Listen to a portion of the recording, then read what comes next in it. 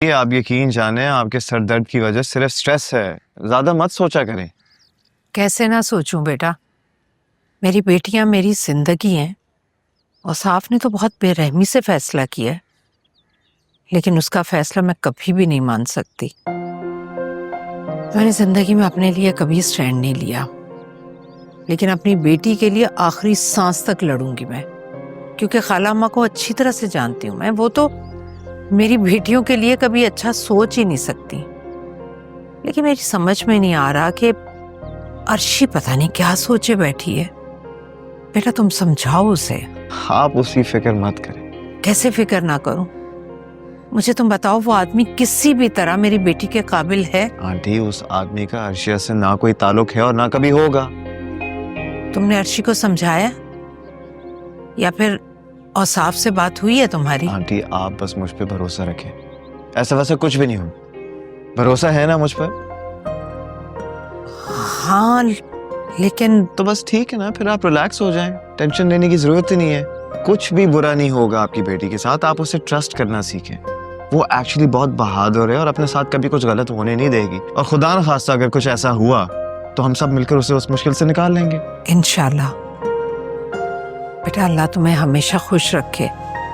तुमसे बात करके मुझे बहुत हौसला होता है। अच्छा बेटा, मैं अब निकलूंगी। मैं ड्रॉप कर देता हूँ आपको। नहीं नहीं बेटा, ये साथ ही तो है। मैं चली कैसी बातें कर रही हैं आप? आइए, मैं आपको ड्रॉप कर देता हूँ, इधर ही तो है, आइए। खुश रहो बेटा।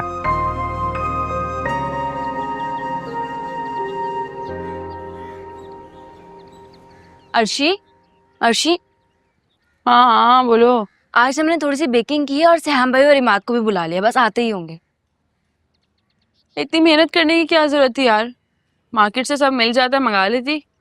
अच्छा, और जो तुम वो खौफनाक सूप इतने शौक से सैम भाई के लिए लेके गई थी, वो क्या था? हेलो गाइस, क्या हो रहा है, क्या चल रहा है? और चाची किधर है? मार्केट गई हैं वो। आज ना मैंने आप लोगों के लिए ना अपना। ओह नानू, आए आए बैठे। क्या बात है, मुझे देखते ही सांप सूंघ गया सबको। मैंने सोचा इतने दिनों से तुम दोनों आई नहीं हो, मैं ही आके हाल अहवाल पूछ लूं। अब मुझे ना एक जरूरी काम है, मैं 2 मिनट में आता हूँ। रुक जा, कोई जरूरत नहीं है जाने की। मैं देख रही हूँ, मुझे देखते ही तुझे जरूरी जरूरी काम याद आ जाते हैं। आराम से बैठ। और डॉक्टर श्याम भी आजकल ज्यादा यहीं पाए जाते हैं। तो डॉक्टर सिहाम को भी मैं ही लेकर आया हूँ, अब बोले। अरे मैं क्या बोलूं, अरे मैंने तो ऐसे ही जिक्र किया था। अर्शी, मेरी चंदा, एक बात तो सुनना जरा मेरी। तुम बहुत समझदार बच्ची हो भाई, यूनिवर्सिटी जाती हो, जॉब भी करती हो, दुनिया को अच्छी तरह से समझती हो और ये भी जानती हो कि पैसे वालों की क्या अहमियत है और पैसे में कितनी ताकत है। भाई मुझे तो बस औसाफ की फिक्र खाए जा रही है। तुम राजी नहीं हो और औसाफ तुम्हारी वजह से इनाम को इनकार कर रहा है। और इनाम पैसे वाला आदमी है, इस बात को इज्जत बेइज्जती का मसला बना लिया उसने। मेरे बच्चे को तो वो बर्बाद कर देगा, फील्ड में टिकने ही नहीं देगा, औसाफ को सड़क पे लाके खड़ा कर देगा। अरे जरा सोचो क्या बनेगा उसका, कुछ कोल हाथ में होगा उसके। ओए होए, ना करे दादी, वाकई। और अगर तुम राजी खुशी ये रिश्ता कबूल कर लो तो तुम्हारे बाप की जिंदगी कामयाब और पुरसुकून हो जाएगी। हाँ, मतलब कि मैं उस बूढ़े भेड़िए से शादी कर लूं, अपनी कुर्बानी दे दूं। हाँ, यही कहना चाह रही है ना आप? आए हाय लड़की, ये बात तुम्हारी समझ में क्यों नहीं आती? डॉक्टर साहब तुम ही समझाओ ना इसको, ये भी खुश रहेगी। अरे लड़का बहुत पैसे वाला है। लड़का? अब नानी, मुझे लगता है आपके चश्मे का नंबर बढ़ गया है, वो चेक करवाना पड़ेगा। समझ रही हूँ, समझ रही हूँ।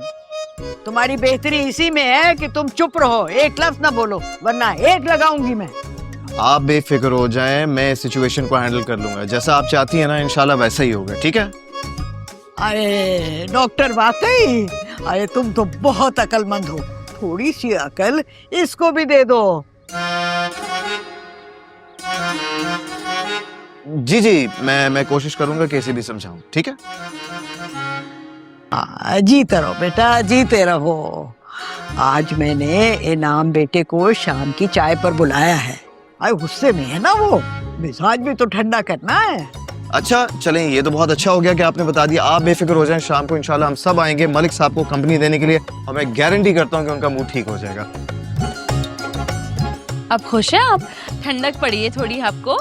हाँ हाँ, बहुत खुश हूँ। जीते रहो बेटा, जीती रहो तुम भी। अब मैं जाके जरा शाम की चाय का इंतजाम करूँ, है ना? अच्छी अच्छी चीजें मंगवाऊंगी।